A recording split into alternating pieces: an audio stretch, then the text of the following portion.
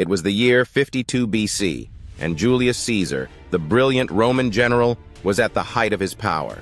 He had already conquered vast territories in Gaul, but there remained one final obstacle to complete Roman domination: the powerful chieftain Vercingetorix and his united Gallic tribes.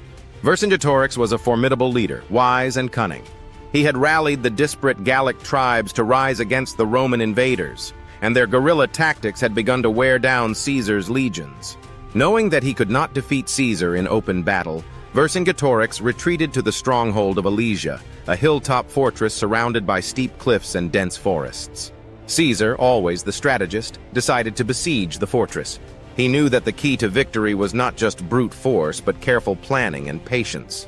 Caesar's legions began to build a massive circumvallation around Alesia, a wall of fortifications designed to keep Vercingetorix and his warriors trapped inside. The wall was a marvel of engineering, stretching over 11 miles with trenches, towers, and deadly traps. Caesar knew that Vercingetorix's forces outnumbered his own, so he built a second wall facing outward to protect his troops from any Gallic reinforcements. For weeks, the siege continued. Vercingetorix's warriors made desperate sorties against the Roman lines, but Caesar's fortifications held firm. Inside Alesia, food and water began to run low, and morale among the Gauls plummeted. Word of Vercingetorix's plight spread throughout Gaul, and soon a massive relief army, numbering nearly 250,000, arrived to lift the siege. The Gallic reinforcements attacked Caesar's outer wall with ferocity, hoping to break through and save their comrades inside Alesia.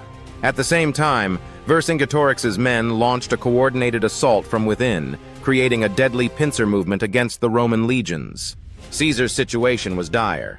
His men were outnumbered and surrounded on both sides. But Caesar remained calm. He rode among his troops, encouraging them to hold the line and fight for the glory of Rome. With precise timing, Caesar ordered a cavalry charge against the Gallic reinforcements. The Roman cavalry, led by the skilled commanders Mark Antony and Gaius Trebonius, managed to outflank the Gallic forces, causing chaos in their ranks. The battle raged on, with both sides fighting desperately.